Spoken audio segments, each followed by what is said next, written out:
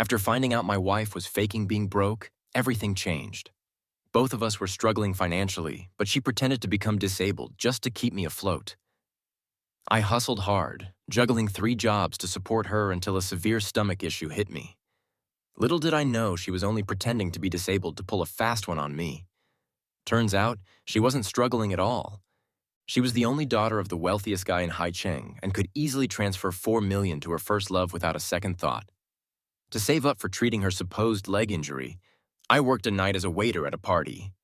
My legs were numb from standing when I spotted someone familiar. I froze. In the center of the room was a woman dressed elegantly, her face flawless and exuding pure class. At first I thought I was seeing things, but it was real. It was my wife, Mina. What was she doing there? I had heard that everyone at this party was a big shot in the business world, high-profile people. But Mina was supposed to be struggling. How could she be one of the elite? Moments later, I saw her lift her leg and stroll over to the sofa effortlessly. My whole body shook. Her leg wasn't disabled at all. I remembered last night, holding her in bed, telling her I wanted to make enough money to take her to a top hospital for her leg. She had kissed my cheek softly, saying she didn't want me to overwork myself. She paused, looking guilty and frustrated. "Sorry, honey. If my leg wasn't actually injured, you wouldn't have to work so hard for us." My throat tightened, making it hard to breathe, and with everyone around, Mina didn't even notice me. Determined to get to the bottom of this, I moved closer to the sofa and listened in on their conversation.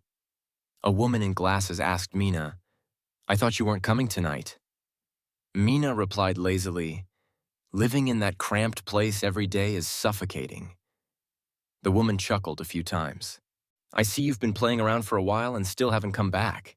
Must have really fallen for someone like Leo, huh?" Mina sneered. "Like him? Who are you kidding? He's just some stray you mess around with when you're bored. Not worth anything serious.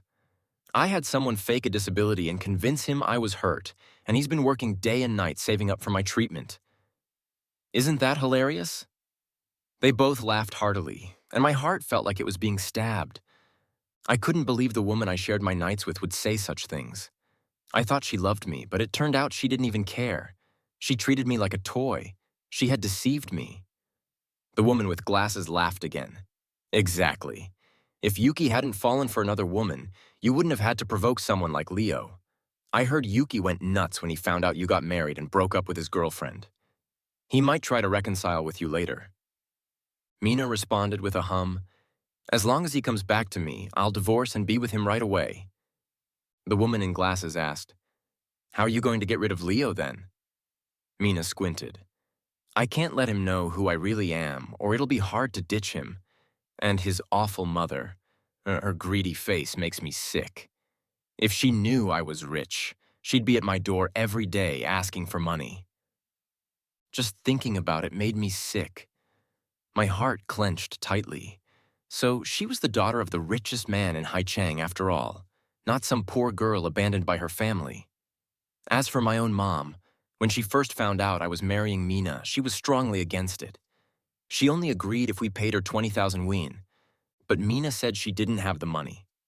Knowing my mom's stubborn nature, she wouldn't back down without getting her way. So I gritted my teeth and took out my savings to give her the 20,000.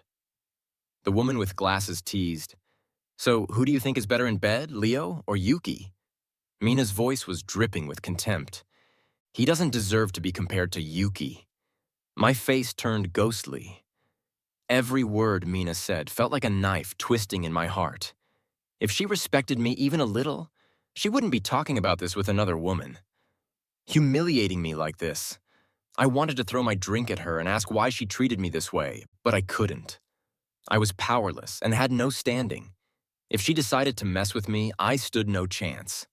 I just wanted to get out of there. Maybe I was too shaken up. As I turned to leave, I bumped into someone and the sound of glass breaking echoed. Just as I was about to apologize, I got slapped. An angry man's voice yelled, "You blind fool! How dare you bump into me?" I was stunned by the slap, taking a few seconds to lower my head and say sorry. Out of the corner of my eye, I saw Mina walking over, and my heart raced, scared she might recognize me. She went straight to the man who slapped me and asked softly, "Yuki, are you okay?" My body tensed. It was Yuki, Mina's first love. He was handsome, dressed in a sharp suit, clearly a rich young guy. I quickly lowered my head further because my face was haggard from all the overtime, and I hadn't eaten properly in a while to save money. Mina looked at me with disgust. "Why don't you just leave already?" I clenched my fists, trying not to cry, and left as best as I could. I walked slowly, and behind me I heard Yuki say to Mina, "I recently lost over $3 million in the stock market. My parents will definitely freak out when they find out. Can you transfer me some money?" Mina immediately pulled out her phone. "I've transferred $4 million to you. If it's not enough, let me know." I stopped dead and mechanically looked over. Yuki hugged Mina happily and kissed her cheek several times. "Thanks, Mina. I knew you were the best for me." My heart felt like it was about to break. I remembered when we first got hitched. I had appendicitis and needed surgery but couldn't afford it. Mina held me helplessly, crying, "Honey, I'm so useless. I can't even pay for your surgery. What should we do?" Seeing her cry, I promised to find a way. Later, I borrowed money from friends to get the surgery done. She wasn't willing to give me even a few thousand for it, yet now she casually transferred $4 million to Leo. The contrast felt like a knife to my heart. I dragged myself out of the hotel. I wandered the streets like a zombie. Suddenly, I tripped and fell, scraping my knees and palms. It was the last straw, and I finally let my tears flow. Memories of our past flooded in. Mina was my neighbor. A year ago, she was kicked out by her landlord for not paying rent and slept in the stairwell. When I walked by, she grabbed my pant leg, saying she had a fever and needed a place to stay for the night. I shook her off and kept walking, but seeing her cold and shivering reminded me of my own lonely past, so I let her stay. I planned to let her go once she was better, but days passed and she didn't recover. She cooked and cleaned for me daily, showing care and concern. One night, she waited for me after work and was harassed by a drunk guy. I stopped him just in time, but he grabbed a stick to hit me. At that moment, Mina stepped in front of me and saved me, becoming disabled in the process. Growing up in a single-parent family, my mom only scolded me, pushing me to earn more money. I had always lacked love. No one had ever protected me like Mina did. After that, we got together and I soon proposed, longing for a warm family. Mina's leg was disabled, so she couldn't work, and the entire family burden fell on me. I worked tirelessly, not just to support us, but also hoping to take her to a top hospital to fix her leg. It turned out everything was just a joke. What I thought was deep love was just her meticulously planned game. When I got home, I looked at the household items on the table, all discounted stuff I had fought for at the supermarket yesterday. I used to be happy sharing how cheap they were, saving us dozens of yen. She kept praising me. Now, looking back, she was probably laughing at me for being a fool.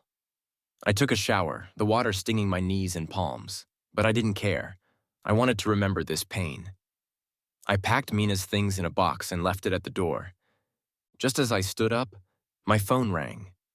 I saw the contact name, Wife Mina. Seeing that, my eyes welled up. When I answered, Mina asked, "Honey, when will you be back?" I wasn't that dumb, but I could see what she was up to.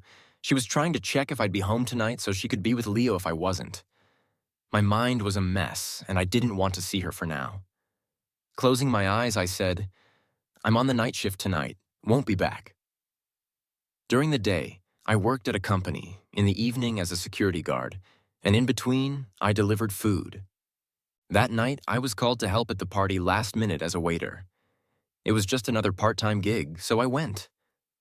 On the other end, Mina seemed relieved, then reminded me to drink water and rest if I got tired. Hearing her fake concern, I couldn't help but hang up. If she really cared, how could she let me work 3 jobs a day, exhausting myself like a dog? I sat on the narrow sofa, unable to sleep all night. At dawn, I heard the key turn and got up to check. The door opened and Mina stood there.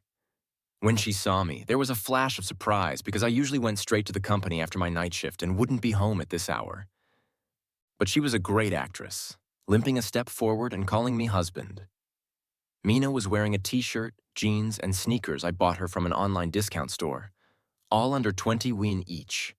At the party, I couldn't figure out why she was pretending to be disabled. Now I knew she wanted to get close to me that way and use her disability as an excuse not to work. Two birds with one stone. Back then, I was truly touched, thinking I was lucky to have such a good woman and swore to be good to her forever. Mina smiled and asked, "Honey, why are you standing at the door? Were you waiting for me?" I looked at her quietly. If I hadn't gone to that party and uncovered the truth, I would have rushed to hug her and call her my wife. I would have worked day and night for her, even if it meant suffering from stomach ulcers, eating instant noodles at work, and pretending to diet when colleagues asked. Then, one day, when she got bored, she'd kick me away. How could she treat me so heartlessly? Thinking of this, my tears flowed. I pointed to the box at my feet. "I've packed your things. They're in this box." Mina panicked when she saw me crying and reached out to hug me. I instantly remembered Yuki holding her, his gentle and sweet expression. She usually treated me the same way, but with Yuki it was genuine. I reflexively stepped back. "Don't touch me," I said. Mina looked helpless. "Honey, why are you crying? Are you mad because I wasn't home when you got back?" Her eyes turned red, looking genuinely worried. "I'm sorry, it's my fault. I just went out to look for a job because I felt bad seeing you work so hard every day. I didn't mean to worry you. Please don't be mad at me. I promise I won't do it again. Please don't leave me." Looking at her pitiful face, I wiped my tears away. "Do you really feel sorry for me? Do you really consider me your husband?" Mina sighed helplessly. "Honey, what are you talking about? Of course I care about you. Yeah, I'm a big fool." Looking at her face, all I could think about was how she said liking me was an insult and that I wasn't worthy compared to Yuki. Her disdainful look made me feel worthless. I suppressed the pain and handed her the papers. "These are divorce papers. Sign them." Mina was stunned for a moment, looking at the papers in my hand with an innocent expression. "Honey, what do you mean by this?" I looked at her with red eyes and said sarcastically, "Miss Jiang, you're noble and wealthy.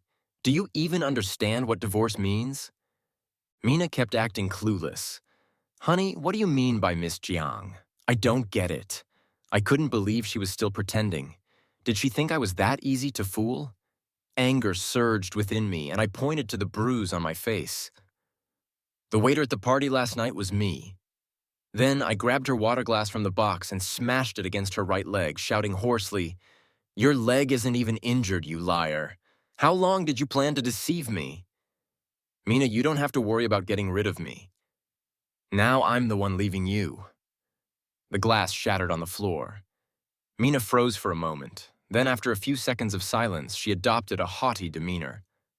"I didn't expect you to find out my true identity so quickly. It saves me from making more excuses." She pulled out a bank card and handed it to me. "There's 200,000 won on this card." I didn't take it. "No need. The divorce agreement is clear. I've kept track of every expense since we got married. Just give me half back. Don't worry, I won't ask for a penny more." Being thrifty, I had a habit of keeping accounts. Mina looked at me in disbelief. "You don't want this card?" She couldn't believe someone as money-obsessed as me would refuse 200,000 won. But she didn't know I had worked tirelessly just to treat her leg injury. Suddenly, a man's voice came from behind. I turned around and saw Yuki. He walked over and put his arm around Mina's waist, his eyes full of disdain. "I'm warning you. Divorce quickly. Don't think you can keep pestering Mina. She's not someone like you can just go after." I looked at him expressionlessly and said coldly, "Divorce is between me and Mina. You don't get to warn me, Yuki." Embarrassed and angry, Yuki raised his hand to slap me again, but this time I grabbed his wrist to stop him. "Enough!" Mina glared at me. "Try touching him." Yuki shook off my hand, a taunting smile on his lips. My eyes were bloodshot, my heart numb from the pain. I pressed my lips together and said, If you love him so much, why don't you hurry up and get the divorce sorted? Mina looked at me and sighed. Fine, let's get divorced. Half an hour later, we arrived at the registration office. There weren't many people around, so it was quick. I remembered how fast we got our marriage certificate back then. The difference was, back then, I was thrilled, and now I felt dead inside. After I signed my name, it was Mina's turn, but she didn't move. She turned to me and asked, Leo, I'll ask you one more time. Are you sure you want to divorce me? Are you sure you won't regret it? I forced a smile. Mina, marrying you is the thing I regret most. Mina's face darkened immediately. She picked up the pen and signed. With the divorce certificate in hand, I didn't look at her again and walked away without turning back. Back home, I saw her things at the door. She hadn't taken them. I wasn't surprised. They were probably trash to her. I threw them in the garbage, just like I was discarding Mina. I slept for a long time and woke up to find it already dark. Not wanting to cook, I called my friend Ken to go out for dinner. I told Ken about Mina pretending to be poor and crippled to deceive me. He was furious. That Mina is too much. You shouldn't let her off easily. You should take half of her assets. She gave me 200,000 win. I didn't take it, you idiot. You didn't take the 200,000. I took a sip of beer before continuing. She wouldn't even give me a few thousand for surgery, and now she suddenly offers me 200,000. Who knows what trap she's setting for me? Ken thought I made sense. That's true, but still, it makes me so mad. I better not see her, or I'll curse her out. I was really upset, so I drank a lot. In the end, Ken had to take me home. The next day, I pulled myself together and went to work. A woman like Mina wasn't worth my time. I should look ahead. Without Mina, my life was calm and peaceful. I quit my part-time security job and used my time to improve myself, preparing to get another certification. I didn't follow Mina's news on purpose, but one day I saw Mina and Yuki on the street, holding hands and shopping like a couple. Seeing this scene, I felt nothing. Maybe it was because I no longer loved Mina. That evening, while I was studying, I got a call from Ken. Leo, come to our hotel quickly. Ken worked at a hotel. I asked, what happened? Don't ask, just come over. There's something interesting to see. When I arrived, I saw a crowd at the hotel entrance. Some people had cameras, probably reporters. I didn't see Ken, but I saw Mina. She looked furious, and I was startled by her expression. She stormed out of the hotel lobby, got into a car, and left. Ken came over, laughing heartily. You're late. You missed quite the show. It turned out Yuki had brought a female model to the hotel tonight. Mina caught them and beat up the model.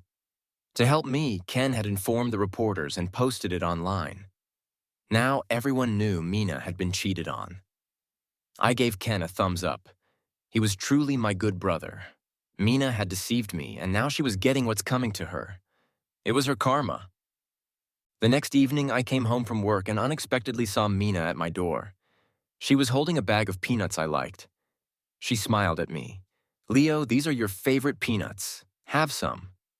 I replied indifferently, I don't like them anymore. Mina's hand froze in midair. After a moment, she said, let's get back together, Leo. I'll make sure you have a good life. We'll have servants at home, a driver when you go out. You won't have to work. I'll buy you whatever you want. Return this apartment tomorrow and come live with me. I looked at Mina. When she said this, it didn't sound like a request. It felt like she was granting me a favor. Did she think I was something she could summon and dismiss at will? I'm a person, not a dog. Mina, get out. Hearing me tell her to leave, Mina's expression changed instantly. Leo, I've lowered myself to coax you. What more do you want me to do? I laughed in anger. She thought her noble status meant I should be grateful and cling to her, but I wasn't being pretentious. Mina, listen carefully. I don't love you anymore. No matter what you do, I will never get back with you. Mina dropped the peanuts and grabbed my arm, her expression turning frightening. What did you say? I looked into her eyes and said, word by word, I don't love you anymore. Mina seemed triggered. Her pupil slightly shrank. Taking advantage of her momentary distraction, I pried her fingers off and quickly opened the door to go inside. But Mina didn't give up. She went to my mom to persuade her.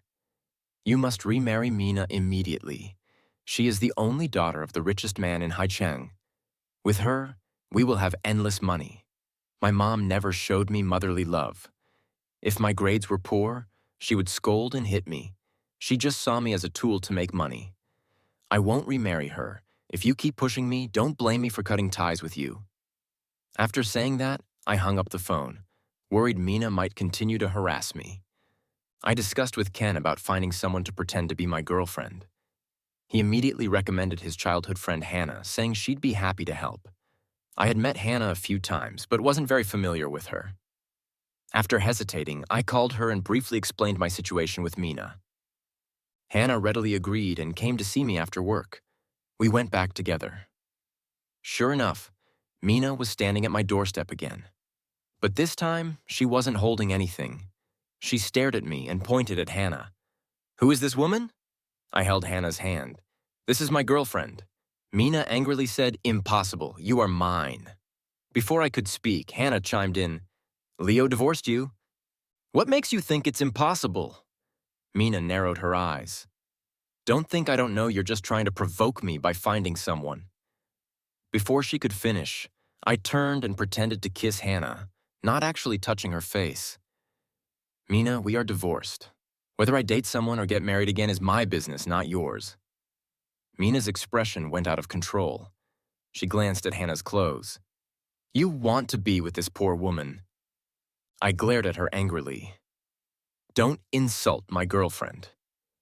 Mina looked at me with a tight expression, as if she wanted to bore a hole into me, then turned and walked away. I looked at Hannah, full of apology.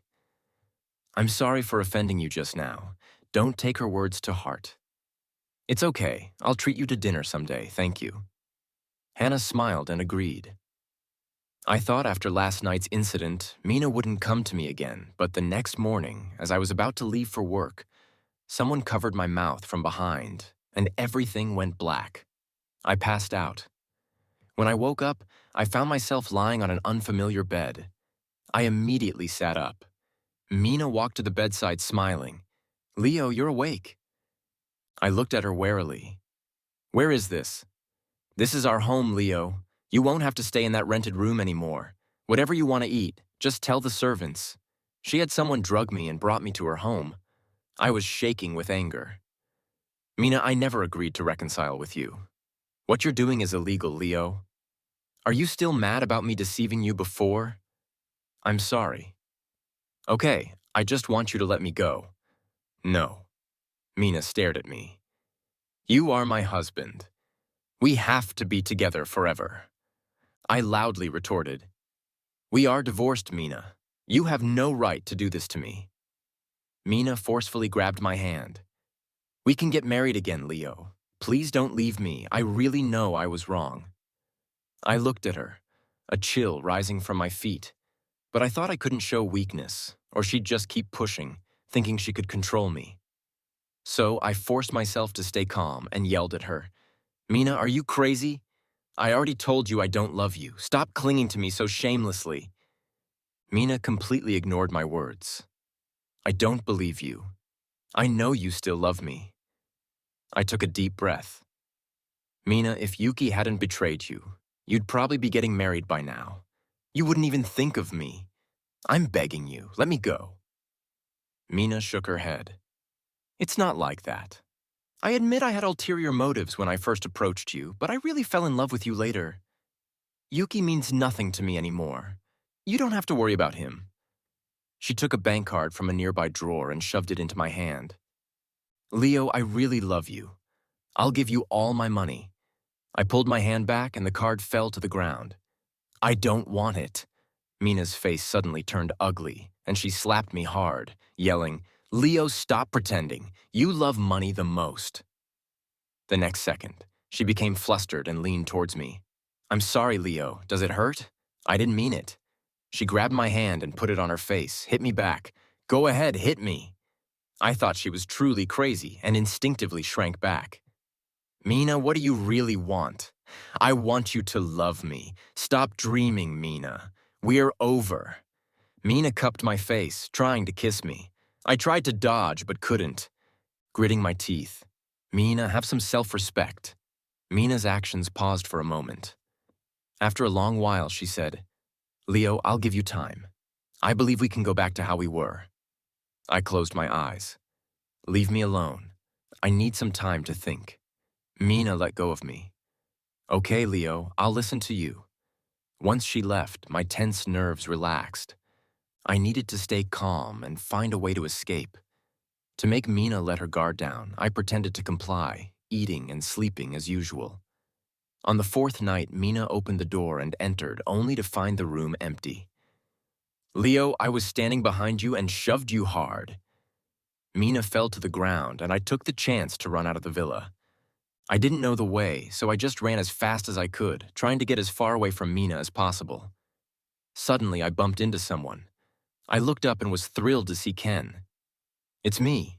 Since I went missing, Ken and Hannah had been searching for me. They suspected Mina had taken me, so they stayed near her villa. Just as Ken and I were about to leave, I heard hurried footsteps behind us. Mina, with several bodyguards, had caught up. She stared at me with burning eyes. Leo, how dare you deceive me? Did you never plan to come back to me? I looked at her coldly. Mina, do you think you're the only one allowed to deceive others? Mina gritted her teeth. I've been trying to make it up to you, bringing you to live with me, giving you the best life. Isn't that enough? I found her utterly ridiculous.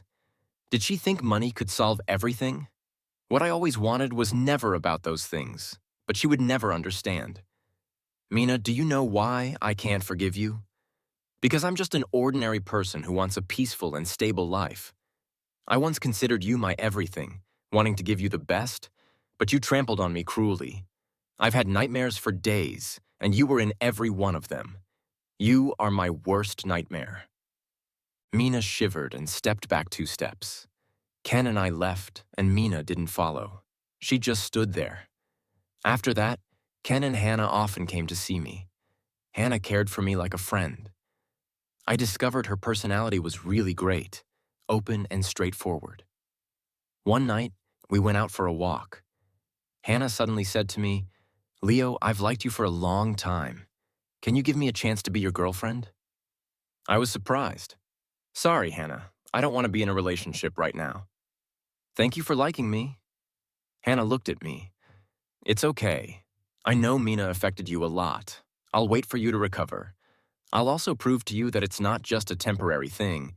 I really like you, honestly. Facing Hannah's sincere confession, I couldn't say I wasn't moved. But after my experience with Mina, I didn't dare to get into a relationship easily. Soon after, I moved to another city. Mina didn't come looking for me again.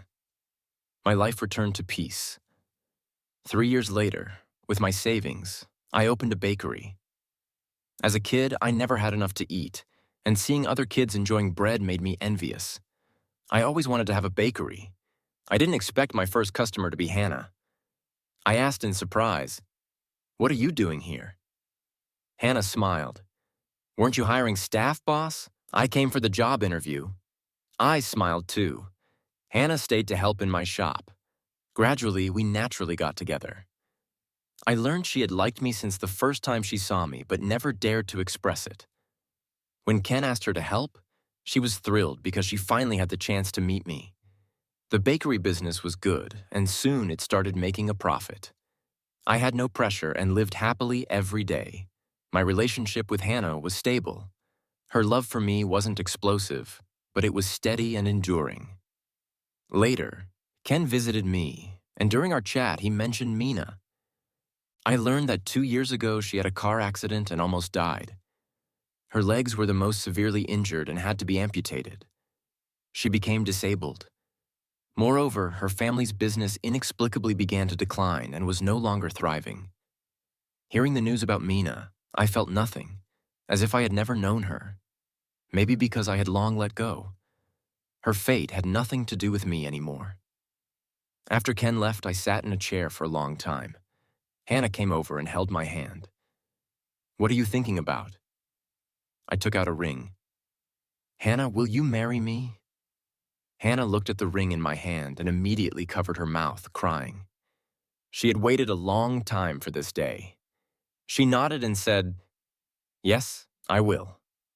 I hugged her happily. I believe true love can withstand the test of time, which is why Hannah and I, after all our twists and turns, ended up together.